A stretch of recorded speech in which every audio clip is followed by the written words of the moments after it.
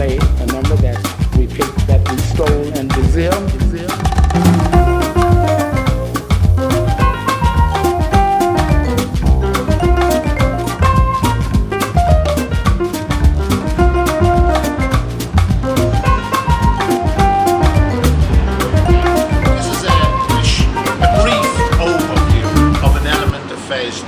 It's in module 3, and we've got to do with the seal system of central heat.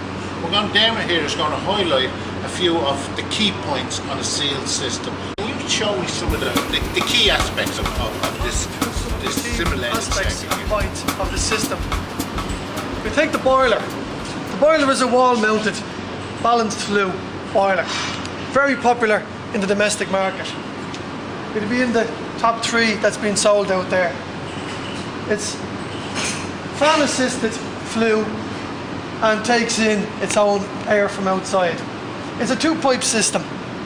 You have a flow and a return. Okay, Dermot, you talk about how much would one of these boilers retail at? Oh, ballpark figure 700-800 euros. Okay, and then there's probably 3 or 4 key connections on this. Yeah. Could you take us through them key connections? Yeah. Okay, the manufacturer has really been on top of his game here. He's produced the boiler ready to go, just needing bracket on wall, flue arrangement to take you outside into open air, and they're pre-piped, i.e. pump, safety valve, pressure vessels, all built in. Here we have your pressure gauge to what the water in the system is at, temperature gauge on off. If we drop down this leaf here,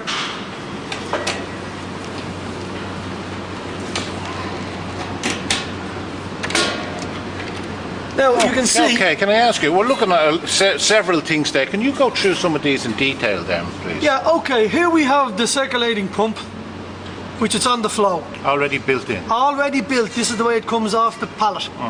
Here you have your safety valve, already built in with a discharge. You have to just pipe down to where it's to go.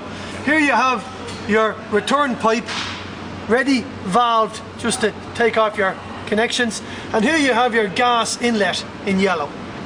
Okay. So you have your flow, your return, and your gas. What parts of this boiler would be the key parts then? Yeah, well basically if we take off this casing here, let's get her over our way. Okay. And behind this boiler here you have them built in a pressure vessel. Oh, that's small, and in there? It's shaped to suit the design of the boiler, and it's hidden away for neatness.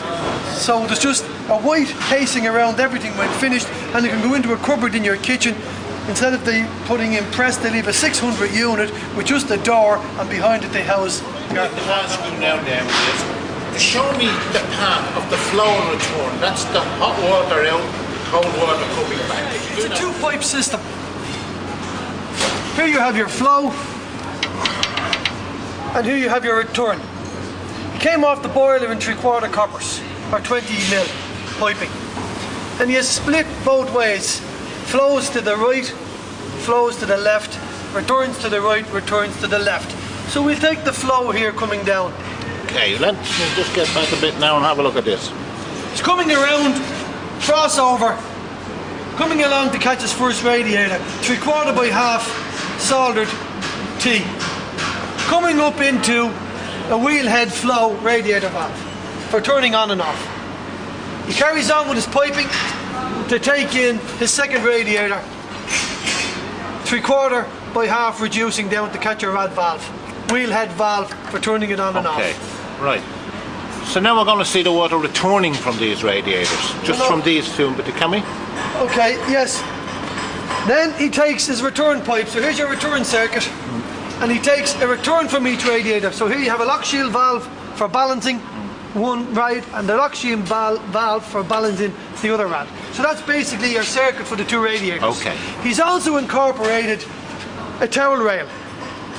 So something imaginative and something he made. So this is going to heat. You can hang towels on it or whatever you wish, have it in your hot press or have it in a bathroom as a feature. So it's basically, you have, follow the pipe work again if you're confused, and you come back down to having a flow and a return. So if you take your flow, your high point for venting. So you have a venting point there to let the air out of all this. If you follow it all the way through, it's coming back and returning into your boiler with a checker valve for balancing. Balancing a central heating system is vital. So if you leave this valve out, it might find the handy route to water, miss the two rads, and you'll have to drain down and incorporate a valve eventually. So are you saying by restricting the flow with the valve that's there, you can determine how much water goes through certain places? Correct. It's about restricting the flow. He has restricted the return. Okay. He put the valve on the return, which is more common practice and good plumbing practice. Preferably a lock shield type valve. Okay. But that's the next best thing. Okay. So once it's set and balanced, the occupier has no need to be going at it unless he gets an instrument to turn it. Okay, Dermot, that's that side of this side of the central heating system here, of this particular installation here. Now, can you take me on this side of the floor and return? What happens on this side? Okay, this side of the system, he's done it in GB pipe mild steel, and he's welded it. So in industrial situations, this would be more common. In domestic, that's more common. So he took a team of domestic apprentices, and this is what their bread and butter is. And then he took a group of industrial plumbers, and this would be their more bread and butter. It is a little slower, but as I say, on industrial, it's more practical. So you have a flow and a return. So you're back down to splitting with two T's. Here you have your flow, and here you have your return. So if you follow them, you have a pair of pipes coming down, 3/4 by half, coming along to catch the pipe up. Radiator number 1, flow for turning it on and off, hand wheel valve, lock shield, other side for balancing. So basically this is your flow. He was to put another radiator here, and as I say, he's just stopped to pick it up at a later point. Taking then on your return, here we have your radiator. Likewise, catching the return, is to put another radiator here on completion. It's coming back through into the system and being returned. The circulating pump that we pointed out at the beginning is pushing the hot waters through each radiator individually and coming back through a return pipe. He's also put in what would be your traditional cylinder. So you wouldn't see this inside your cylinder because it's housed with an outer skin for carrying the water, but this is your circulating for your coil. So you have a flow again going through into your coil, coming all the way back, and then becoming a return down and back into your return circuit, and very importantly is put on a balancing valve. Like the far side. Like the far side. Again, it's a water restriction. It is. The best way to see it is you're robbing Peter to pay Paul. Everything should be the same temperatures, but this is 3/4 diameter pipe. This is 1/2 inch diameter pipe. The water sometimes finds the easiest route. We'll go back to the boiler and these rads come through. On the system here, he was filling it through a filler loop. Okay, tell us a little bit about the filament. Okay, now with the new systems going in over the last number of years, they've gone more for the sealed system because they're fully controlled, fully automatic, and they're doing away with the 10-gallon expansion tank in the attic. They're filling them off the rising main. What they're doing is they're putting on what's known as a filler loop. So we're just pretending this is a point from the rising main in the house. So you've got the pressure that comes into the house coming through this Correct. point. It's coming through this valve. Which is normally what, would you say? It could be 1 bar, it could be 2 bar, depending on the area where you're living and the main, the strength of the main. It's coming in and it's filling through this, which here is a non-return valve. The water, you open your valve, water comes in and you vent your system. Starting at the lowest point to the highest point, you go to your gauge in your boiler and you would not have it greater than 1 bar. When you've established that all your radiators are vented, your towel rails are vented, your coil is vented, the whole system is charged, go to your filling loop and turn off valve. On completion, and you're happy that you've set it to 1 bar, disconnect your filling loop from the main. Nothing will come back this way because it's valve, nothing will come back this way from the heating system because it's on a non-return valve. And why are you disconnecting?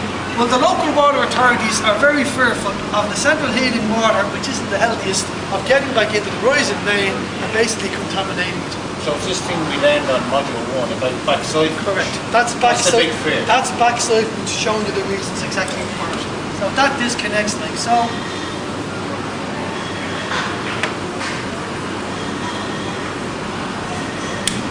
And it's left like that. That's the position it should be left. That's the position it's left in. Right, okay, Dermot. Well, thanks for that. One thing I did forget to ask you about there was the drain off valve. In the event that there's a problem or the water has to be let loose, what's the standard procedure as regards that? Well, basically the way the system is designed, on this you look for the lowest point. So you can see your radiators, your rails, your cylinders and your pipe work. So it's incorporated here, a drain off facility. Oh, okay. This is one way of doing it. You can buy them also for the domestic market that just screw on and they take away with a garden hose. Here the way it's arranged, you would turn off your feed into the system, undo the cap and arrange for a hose or bucket or whatever that's going. So water finds its the lowest part of the system. water finds its own level. Yes. So basically that is the lowest level of that whole system. Yeah. And whatever system you come into, you've got to look for that. Oh yeah. Each system should have pump, safety valve, drain off cock. Okay. Basically. Thanks, Dan.